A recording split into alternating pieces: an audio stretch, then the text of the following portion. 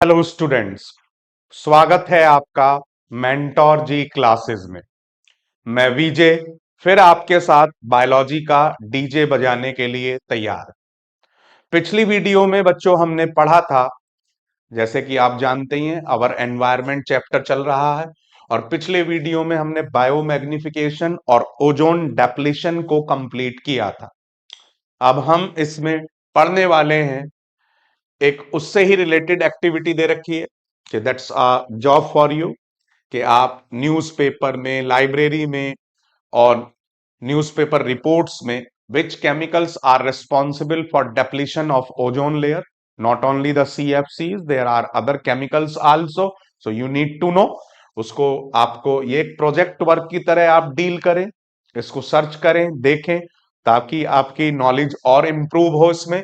Find out if the regulations put in place of control the emission of these chemicals have succeeded in reducing the damage to the ozone layer, कि क्या जितनी भी अलग अलग देशों की government है वो इसके ऊपर काम कर पा रही हैं, रिड्यूस कर पा रही हैं, स्पेशली पुअरली डेवलप्ड कंट्रीज और डेवलपिंग कंट्रीज और मोर देन डेवलपिंग कंट्रीज और डेवलप्ड कंट्रीज।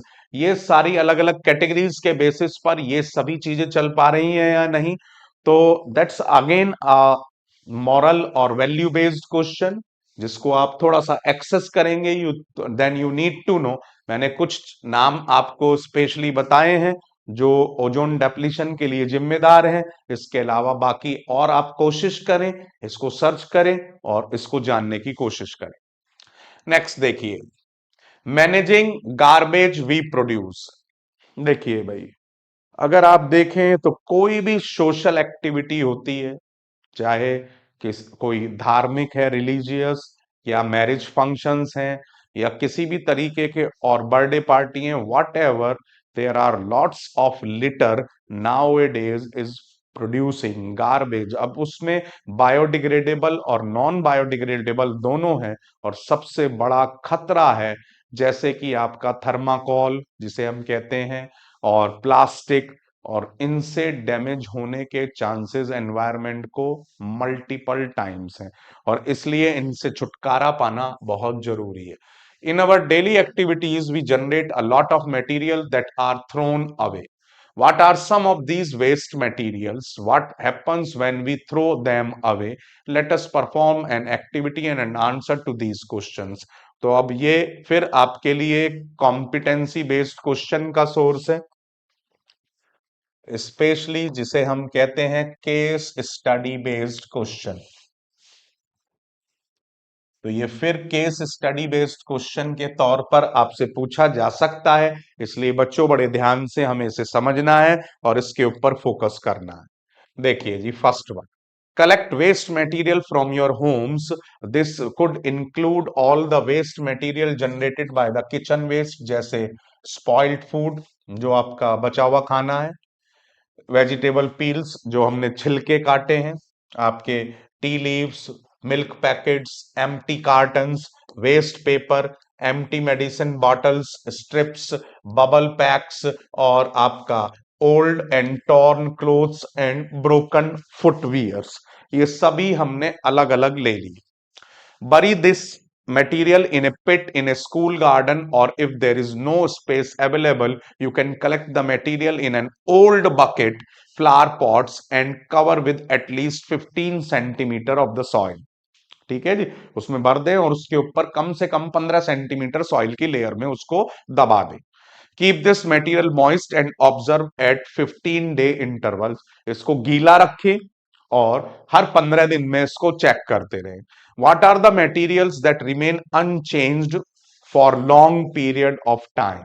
देखिए भाई, जैसे बॉटल्स हो गई, स्ट्रिप्स हो गए, बबल पैक्स हो गए, और आपके फुटवियर हो गए ब्रोकन। तो इनमें आप देखेंगे मिल्क पैकेट्स हो गए, इसके अंदर टेट्रा पैक है तो एल्यूमिनियम की लेयर टाइम लेगी। तो ये सभी आप देखेंगे तो ऑल आर नॉन बायोडिग्रेडेबल, कहीं ना कहीं इनके अंदर प्लास्टिक का एसेंस जुड़ा हुआ है, और ये plastic take a lot time to be decomposed. इसलिए इनको आप दो कैटेगरी में बांट सकते हैं, बायोडिग्रेडेबल और नॉन बायोडिग्रेडेबल। और ये कोई एक नई चीज नहीं है, from 6th 7th 8th class you are having the knowledge for this. What are the materials which change their form and structure over time? तो अब देखिए, इसको हम कहेंगे non biodegradable, and these are named as biodegradable. So non biodegradable and biodegradable, these are the two categories. तो इस basis पर हमने अलग अलग एग्जाम्पल्स को समझा कि कौन से बायोडिग्रेडेबल हैं और कौन से not. Of these material that are change which once change the fastest. अब जिनके अंदर भी बायोडिग्रेडेबल मटेरियल, यानी कि ऐसा मटेरियल जिनके ऊपर फंजाई और बैक्टीरिया डिकम्पोज आसानी से कर सकते हैं, जैसे कि किचन वेस्ट हो गया, vegetable peels, T leaves, milk आपका, ये बहुत थे, पेपर वेस्ट, ये टॉर्न क्लोथ्स एंड। अब इसमें भी अगर फाइबर और बटन है वो, तो वो देर से डिकम्पोज होंगे क्योंकि अगेन प्लास्टिक, और बाकी सारा बहुत तेजी से डिकम्पोज हो जाएगा। तो इस बेसिस पर हमने यहाँ तीन वैल्यू पॉइंट्स को समझा, बायोडिग्रेडेबल, नॉन बायोडिग्रेडेबल, और उनमें भी फास्टेस्ट कौन है। तो अब आप इसको आसानी से स्कैन कर सकते हैं और अपने फ्यूचर यूज के लिए सेव कर सकते हैं। मल्टीपल टाइम्स इन्हें पढ़ें और इसको सेव करें और आगे आने वाले एग्जाम्स को स्मार्ट आंसर्स में बदलें। So that is enough time. Okay, let's move to next. अब आगे की बात करते हैं। अब देखिए, इसी को इन्होंने समझा रखा होगा, अब उसको हम बुक के हिसाब से समझते हैं। देखिए, we have seen in the chapter on life processes that food we eat is digested by various enzymes in our body. Have you ever wondered why the same enzymes does not break down anything we eat? Everything. अब ये क्यों नहीं भैया, तो आप जानते हैं कि सभी के डाइजेस्ट करने के लिए हमारे एंजाइम शरीर में अवेलेबल नहीं है। तो enzymes are specific in their action, specific enzymes are needed for break down of a particular substance. जैसे सेल्यूलोज के लिए ही हमारे शरीर में एंजाइम नहीं है, जिसका नाम सेल्यूलेज है। ठीक है, तो सभी चीजें नहीं हम डाइजेस्ट कर सकते, सारे एंजाइम्स। हमारा शरीर यूनिवर्सल नहीं है, each and every enzyme we have in our body, so that is not there. That's why we will not get any energy if we try to eat coal, क्योंकि कोल को digest करने की कोई enzyme नहीं है।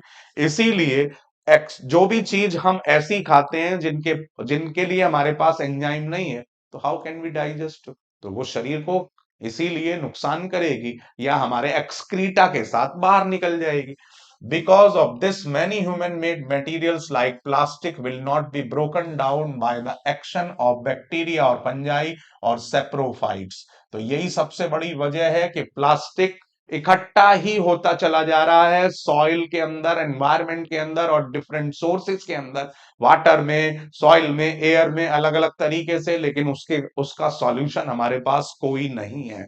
तो इसलिए उसका एक ही सॉल्यूशन है कि हम उसको मिनिमम यूज में ले आए और उसको या बायोडिग्रेडेबल बनाएं। हालांकि बन गई अब ऐसी प्लास्टिक, लेकिन फिर भी ये बहुत बड़ा सोसाइटी के लिए, हमारे लिए अभिशाप है।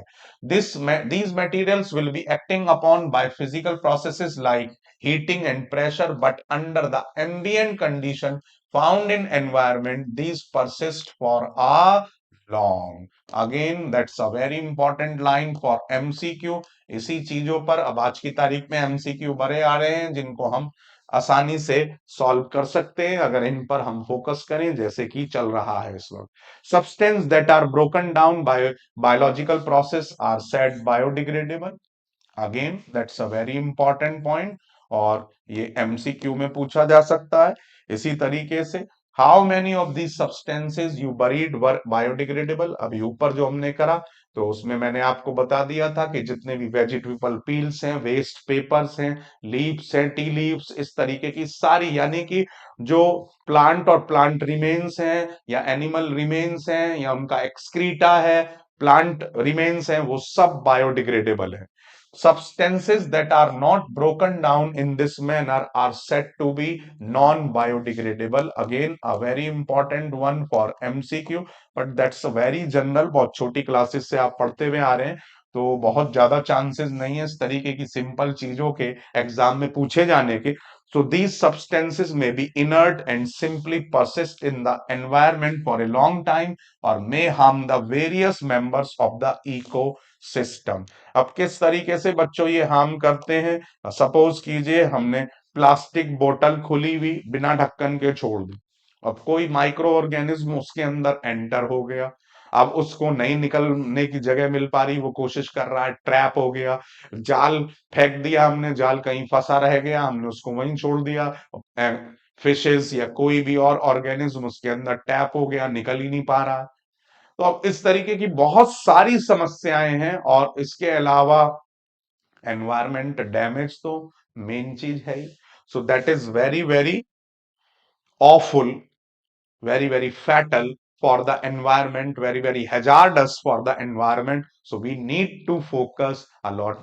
ये भी एक बहुत important इस वक्त मुद्दा है, जिसे कहते हैं एक मूवमेंट है जिसको हमें सॉल्व करने की जरूरत है।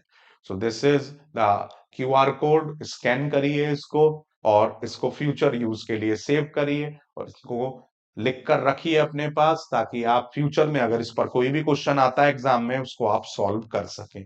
सो that is enough time. Okay, let's move to next and that is activity 13.6। अगेन ये फिर कह रहे हैं कि लाइब्रेरी से, इंटरनेट से डिग्रेडेबल और बायोडिग्रेडेबल की लिस्ट बनाएं। अगेन ये आपके लिए एक प्रोजेक्ट वर्क है, इसको करें बच्चों, आपकी नॉलेज बढ़ेगी। How long are various non biodegradable substances expected to last in our environment, कितने समय तक कौन सा रहता है, कौन सी प्लास्टिक कितने समय तक डैमेज करती है।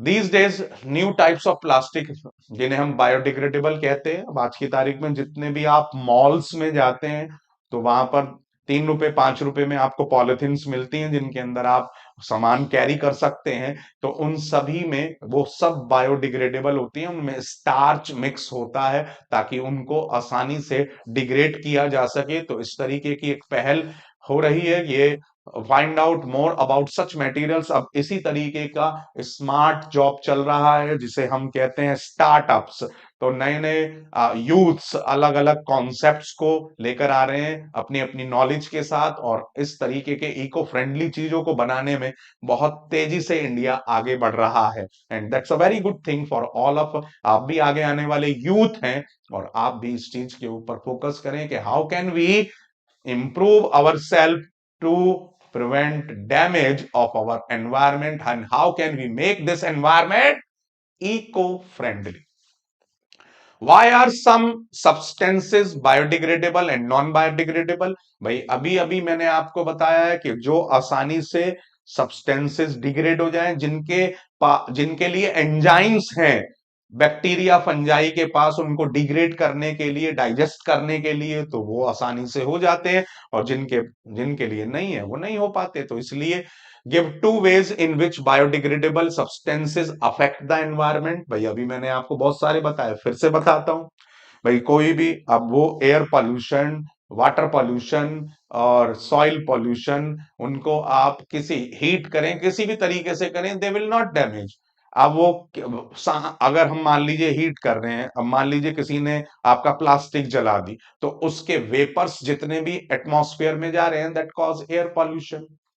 उससे सांस लेने में दिक्कत होगी, वो एयरसॉल्स के तौर पर हमारे शरीर में चिपक जाएगा, और इसी तरीके से एनिमल्स ट्रैप हो जाएं उसके अंदर, भले ही वो ड्यूरेबल हैं, उनकी जो मेंटेनेंस है वो बिल्कुल भी नहीं है, लेकिन बहुत एयर से के थ्रू, वाटर के थ्रू, सॉइल के थ्रू हर तरीके के पॉल्यूशन को फैला रहे हैं, फूड चेन को अफेक्ट कर रहे हैं, हमारे इकोसिस्टम को इम्बैलेंस कर रहे हैं, फॉल एयर, आपका pollution। So all these you can write in the support of this answer। next, any two ways in which non biodegradable, देखो नॉन, अब कूड़ा करकट पड़ा हुआ है एक जगह, तो वो एस्थेटिक ब्यूटी जो लुक्स है उसको खराब करेगा, कोई गंदगी कहीं भी अच्छी नहीं लगती। उनसे जब उनके ऊपर बैक्टीरिया फंजाई खुले में डिकम्पोज करेंगे तो वहां बदबू फैलाएगी, ठीक है जी, और वहां से अलग अलग तरीके के मॉस्किटोज, वर्म्स ये डेवलप हो जाएंगे, बीमारियां फैलेंगी। अब आप देख रहे हैं डेंगी चल रहा है, और डेंगी में भी नया वेरिएंट आ गया है जिससे डेथ भी हो सकती है। तो इस तरीके की समस्याएं डेवलप होंगी। तो ये आंसर इसका हो गया। अब नेक्स्ट देखिए, फिर ये पूछ रहे हैं, विजिट एनी टाउन और city and we are sure to find heaps of garbage all over the world. भाई जैसे हम यहाँ ये दिल्ली के आसपास रहते हैं, तो दिल्ली में आप एंटर करेंगे तो कूड़े का पहाड़ आपको दिखाई देता है। तो क्या है इसे, कम आपका डैम्प कहते हैं, डंपिंग कहते हैं इसे। तो अब इसमें बढ़ते चले जा रहे हैं, हम अपना छुटकारा कुछ समय के लिए दिला रहे हैं अपने आप से, लेकिन ये कोई लॉन्ग टर्म सॉल्यूशन नहीं है। क्या होता है फिर, इसी को लेवल कर दिया जाता है। जैसे लास्ट की तरफ आपने देखा, बिल्कुल बिल्कुल लास्ट में आप हाईवे पर दिल्ली में पहुंचेंगे तो इंद्रप्रस्थ पार्क डेवलप किया गया है। तो इसी तरीके की डंपिंग से किया गया है। Visit any place of tourist interest, and we are sure to find the place littered with empty food wrappers. In the earlier classes we have talked about this problem of dealing with the garbage that we generate. अब हम पहाड़ों पर जाते हैं, hill station पर या किसी tourist place पर जाते हैं, बॉटल फेंक दी खाई में, कहीं भी कुछ भी डाल दिया। स्पेशली लिखे हुए होते हैं वहां पर कूड़े के आपके डस्टबिन्स हैं उनके अंदर डालना है, लेकिन फिर भी हम अपना एक बढ़िया नागरिक होने की जिम्मेदारी नहीं निभाते। और इसीलिए बहुत जरूरी है, गाड़ी में जा रहे हैं बॉटल बाहर फेंक दी, अरे भाई उसको एक जगह इकट्ठा कर लो, जहां कहीं भी आपको डस्टबिन मिले वहां आप उसको डाल दो। तो इसमें सारी चीजों में हर कोई जब अपने अंदर सुधार करेगा, तभी हम इस लिटर से छुटकारा पा सकते हैं, इस कूड़े की समस्या से छुटकारा पा सकते हैं, इस गार्बेज से छुटकारा पा सकते हैं। अगर हम दूसरों को ही दोष देते रहेंगे, गवर्नमेंट को दोष देते रहेंगे कि गवर्नमेंट कुछ नहीं कर रही, देखिए अच्छा सिटीजन वो है जो अपने आप को पहले सुधारने की कोशिश करे। भाई मैं पूरी कोशिश करता हूं कि मैं गार्बेज ना फैलाऊं।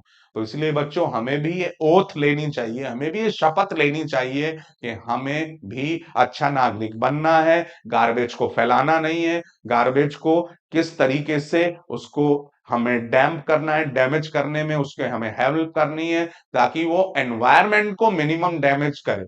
उसको रिसाइकिल कैसे करना, अब आपने इसके बेसिस पर देखिए एक और कॉन्सेप्ट मेरे दिमाग में आ गया, जो आपने छोटी क्लासेस में पढ़ा होगा, 5 आवर्स। 5 आवर्स क्या होते हैं भाई, रिड्यूस, रिफ्यूज, रीपर्पस, रिसाइकिल, ठीक है जी, और रीयूज। रीयूज तो refuse, reduce, repurpose, recycle, reuse. तो दीज आर 5 आवर्स, हमें इनके ऊपर बड़ा फोकस करना है। तो यही चीज ये इस पर्टिकुलर सेंस से बताना चाह रहे हैं।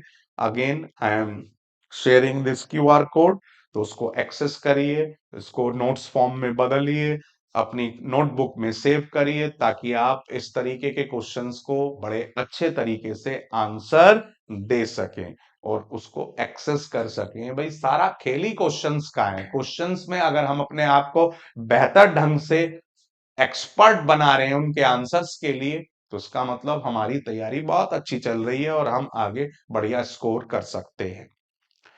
नेक्स्ट देखिए बच्चों, in the last of this chapter 13.7 activity, what find out what happens to the waste generated at home, is there a system in place to collect this waste। देखिए government municipalities अलग अलग कोशिश कर रहे हैं, नगर निगम, नगर पालिकाएं, कि भाई गीला कूड़ा, सूखा कूड़ा और आपका अलग अलग तरीके के कूड़ेदान और सब चीजें कोशिश कर रही है, लेकिन हमें भी उसमें साथ देना पड़ेगा, otherwise this is not possible। Find out how local body, panchayat, municipal corporation, resident welfare association deals with the waste। Are there mechanism in place to treat biodegradable and non biodegradable waste separately। भाई देखो शुरू तो हुआ है लेकिन बहुत bulk scale पर नहीं है, अभी बहुत ज्यादा इसके अंदर हमें काम करने की जरूरत है। Calculate how much waste is generated at in a home, how much of this waste is biodegradable, calculate how much waste is generated in the classroom, how much of this waste is biodegradable, suggest way of dealing। again that's a value based question, जिसके ऊपर competency based question बन सकता है या आपका case study based question बन सकता है। तो ये बड़े जनरल क्वेश्चन है, अच्छे आंसर आराम से आप इनके लिख सकते हैं और ये आपको नंबर भी दिलवा सकते हैं, तो इसलिए इनको डील करना बड़ा जरूरत है। नेक्स्ट देखिए, find out how the sewage in our locality is treated. देखिए भाई, ये अब इंडिया में भी स्टार्ट हो गया है, पहले तो ये नहीं था। अगर मैं पिछले 20 साल की बात करूं तो काफी चेंजेस इन पिछले 20 साल में आए हैं, और उसकी वजह है ये सीवेज को भी ट्रीट करने के लिए हम now we have STPs, that means sewage treatment plant.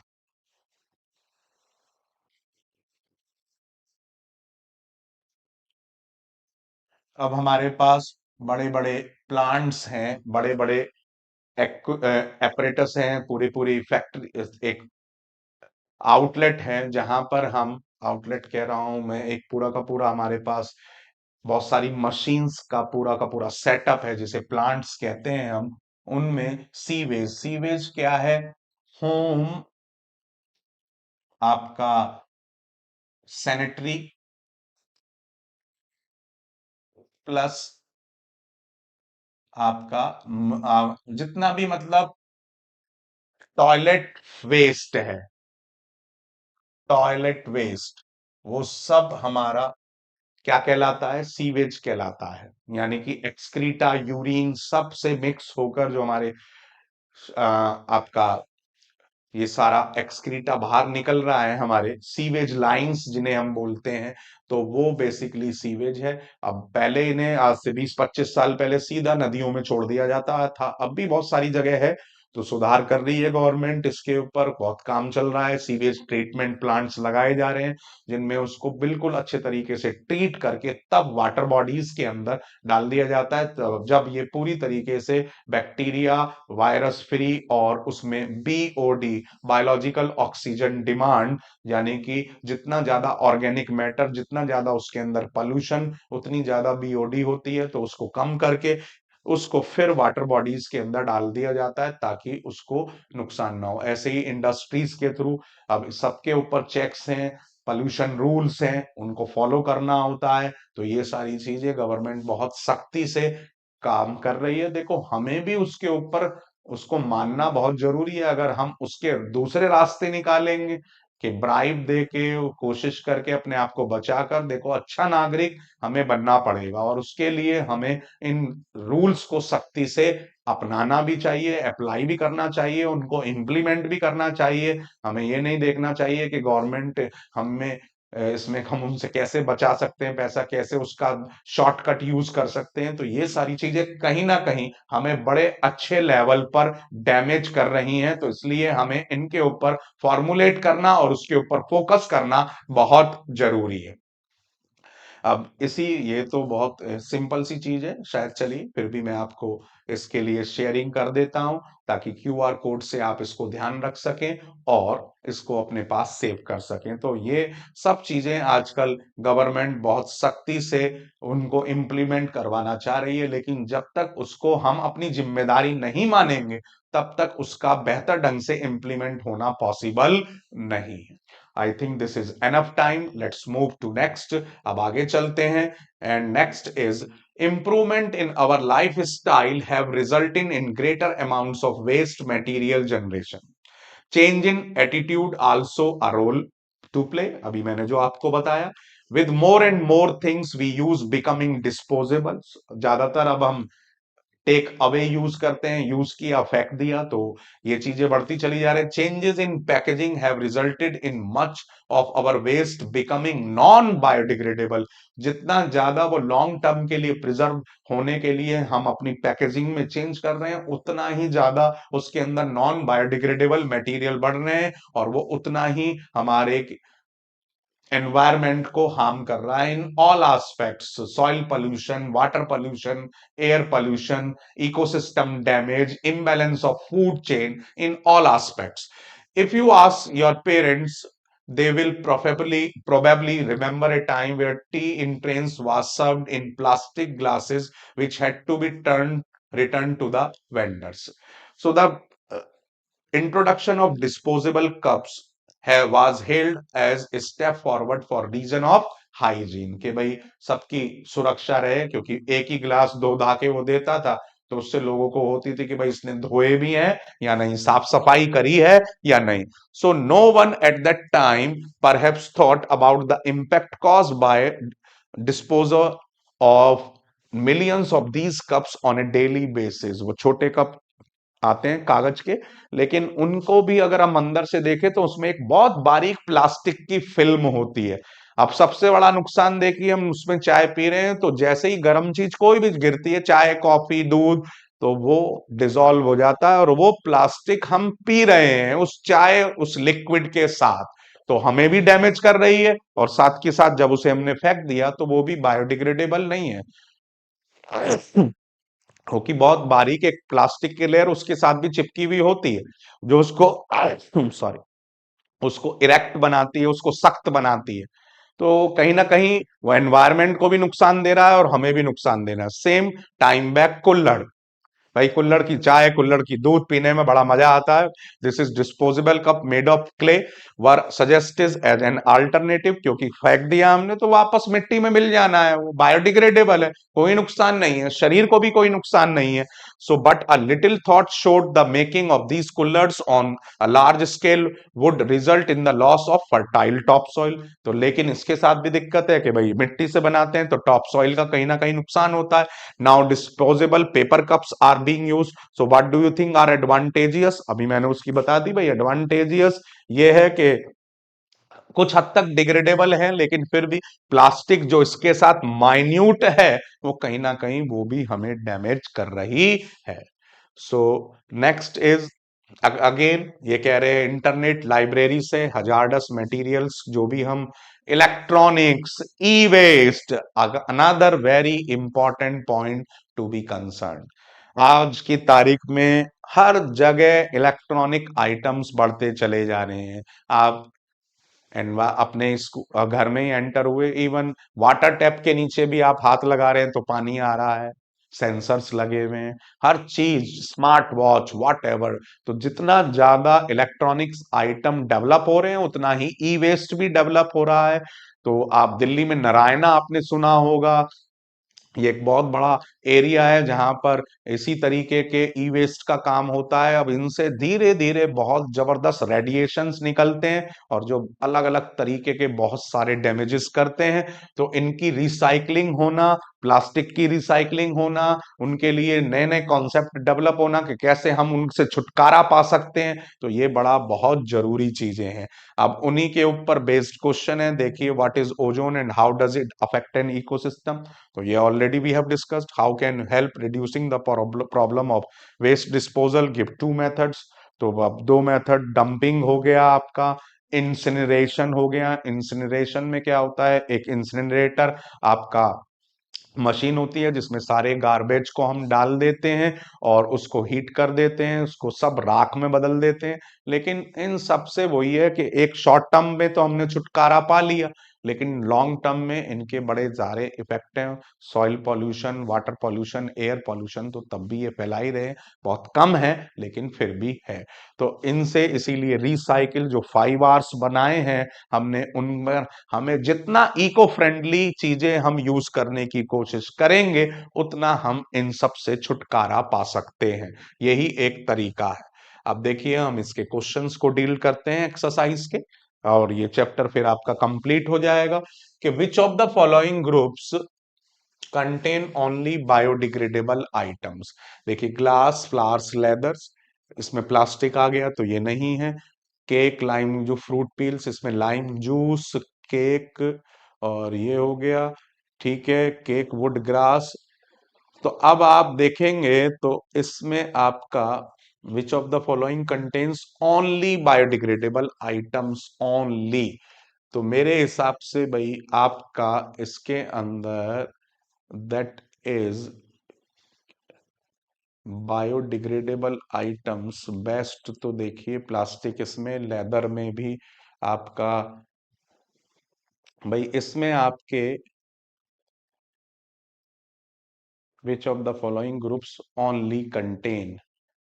तो भाई इसमें बेस्ट आंसर तो यही होगा आपका कि cake, would and grass. This is biodegradable totally. अब केक में भी हम लेकिन कुछ चीजें ऐसी डालते हैं जिनमें मटेरियल, तो केक भी ह्यूमन मेड है, तो भाई बेस्ट आंसर इसमें आपका फ्रूट पील्स। तो उस हिसाब से आप देखें तो दैट इज लेदर भी हाथ से बनाया हुआ है, तो भाई यही बैठेगा भाई, ठीक है ना। सो that is the answer. So that is fruit peels, cake, and lime juice. So this is next is which of the following constitute a food chain? तो grass, wheat, mango. Grass wheat mango नहीं, इसमें दो plant हो गए, तीनों plant ही हैं। Grass got human, तो ये हो सकता है आपका ग्रास काउ एलिफेंट, ये नहीं हो सकता। ग्रास फिश गॉट, ये नहीं हो सकता, तो that is the B option, grass goat and human. Next, which of the following environment friendly practices? Carrying cloth bags to put purchase in while shopping, switches off necessary lights and fans, और तीसरा है आपका walking to school instead of getting mothers to drop her scooter। तो तीनों ही all of the above, तीनों में ही कहीं ना कहीं आप एनवायरमेंट का नुकसान होने से बचा रहे हैं। Next, what will happen if we kill all the organism in a one trophic level? ये बड़ा इंपॉर्टेंट क्वेश्चन है। अब बच्चों इसको समझते हैं कैसे इंपॉर्टेंट है और कैसे इसका आंसर लिखेंगे। देखिए जी, क्वेश्चन नंबर 4 को कैसे डील करेंगे। सपोज कीजिए कि हमने कहा कि प्लांट, डियर और लायन, ये फूड चेन हमने ले ली। अब इसमें ये अलग अलग ट्रॉफिक लेवल हैं।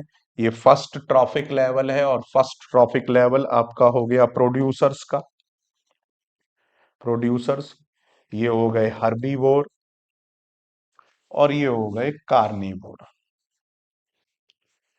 अब अलग अलग का इफेक्ट इस पर्टिकुलर क्वेश्चन में आपको तीनों लेवल समझाने पड़ेंगे। अब अगर ये कह रहे हैं कि कोई भी एक ट्रॉफिक लेवल हमने डैमेज कर दिया, सपोज करिए कि हमने सारे के सारे लायन एक जगह से, एक इकोसिस्टम से हटा दिए, तो अब क्या होगा? डियर की पॉपुलेशन बढ़ती चली जाएगी और एक समय ऐसा आएगा कि फूड स्पेस, इन दो चीजों के लिए जबरदस्त मारामारी होगी, इनके बीच में जबरदस्त कंपटीशन होगा और ये कंपटीशन की वजह से डियर जो हैं वो भी मरने लग जाएंगे एक दूसरे से, कंपटीशन की वजह से।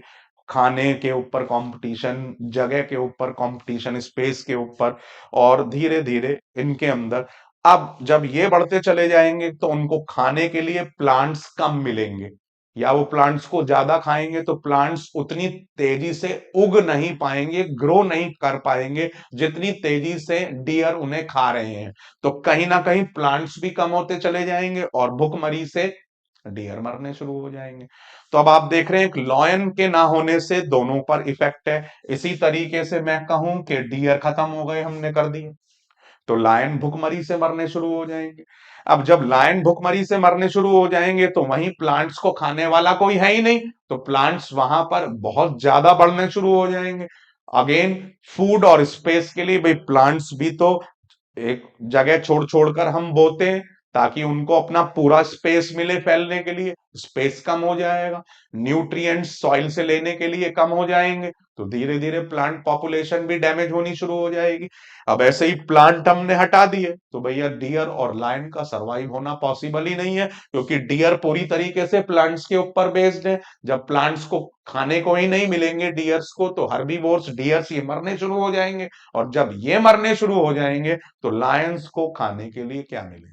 तो अब आप समझ सकते हैं कि हर ट्रॉफिक लेवल की अपनी एक इंपॉर्टेंस है। तो सभी ट्रॉफिक लेवल किसी भी फूड चेन के लिए बहुत जरूरी है, इसीलिए फूड चेन इम्बैलेंस हर ट्रॉफिक लेवल पर फोकस होती है। सेम आंसर फिफ्थ का है। देखिए, will the impact of removing all organism in A trophic level be different for different trophic levels? तो ये सेम क्वेश्चन है और लगभग दोनों का आंसर मैंने भी आपको बताया अलग अलग करके। तो कि कार्निवोर्स के लेवल पर अगर हम रिमूव करें तो क्या इफेक्ट होगा, हर्बीवोर्स के लेवल पर अलग करें तो क्या इफेक्ट होगा, और प्रोड्यूसर्स के लेवल पर अलग करें, खत्म करें, रिमूव करें तो क्या इफेक्ट होगा। Biological magnification, give the levels of magnification to be different at different levels, ये आपको बिल्कुल बताया है मैंने, आप आसानी से इस आंसर को लिख सकते हैं। What are the problems caused by the non biodegradable we generate, भाई नॉन बायोडिग्रेडेबल हर तरीके का, सॉइल पॉल्यूशन, आपका वाटर पॉल्यूशन, एयर पॉल्यूशन, और आपका imbalance of ecosystem, imbalance of food chain, तो different aspect they have. If all the waste generated are biodegradable, क्या impact नहीं होगा? नहीं हो, वो भी करेगा, वाटर पॉल्यूशन भी करेगा। अब फूल मालाएं हम फेंक देते हैं आपका पानी के अंदर, तो क्या वो नुकसान नहीं करते? डेड बॉडीज पानी में बहा देते हैं तो वो नुकसान नहीं करते? सबको नुकसान करते हैं। Air pollution, water pollution, soil pollution होता है। हाँ, नॉन बायोडिग्रेडेबल और बायोडिग्रेडेबल की कंपैरिजन करें तो बायोडिग्रेडेबल में कम है, लेकिन नॉन बायोडिग्रेडेबल में बहुत ज्यादा है। लेकिन अगर नॉन बायोडिग्रेडेबल का भी अगर हम ध्यान से उसको मैनेज नहीं करेंगे तो नुकसान उसके साथ भी बना हुआ है। Why is damage to the ozone layer a cause of concern? आपके साथ डिस्कस किया। What steps we taken to limit this? ये भी मैंने आपको बताया कि हम CVFCs को कैसे कंट्रोल कर सकते हैं। और तो this is how we conclude this chapter. आपको सारे क्वेश्चन आंसर, सारी चीजें हमने इसके साथ डिस्कस करी है, आपको एक एक चीज मैंने बताई है। तो इसी तरीके से आप भी बेटा deal with each and everything, इनको प्रिजर्व रखें, सेव करें, लिखें और अच्छे तरीके से इनको आगे के लिए यूज करें। तो इस क्लास में इतना ही बच्चों, ये आपका बायोलॉजी का कंप्लीट सिलेबस हो गया है। हमने सारे चैप्टर्स को कंप्लीट कर लिया है। वीडियो रिकॉर्डिंग्स को बार बार देखें, इनको अच्छे तरीके से डील करें, नोट्स बनाएं, और जो भी समझ में नहीं आए आप तो हमारे चैनल पर आप 1-to-1 इंटरेक्शन के लिए भी रिक्वेस्ट डाल सकते हैं, जिसमें मेंटर आपसे लाइव बात करेंगे, आपके क्वेरीज को सॉल्व करेंगे, आपके क्वेश्चंस को डील करेंगे, ताकि आपके लिए और रास्ता आसान बने। अब हम अगले सेशन से चीजें और इनके साथ जुड़े हुए NCERT exemplar questions, previous year questions chapter wise, उन्हें हम डिस्कस करना स्टार्ट करेंगे और आगे आने वाले एग्जाम को, बोर्ड एग्जाम को आपके लिए आसान बनाने की कोशिश करेंगे। तो मिलते हैं अगली क्लास में, तब तक के लिए गुड बाय।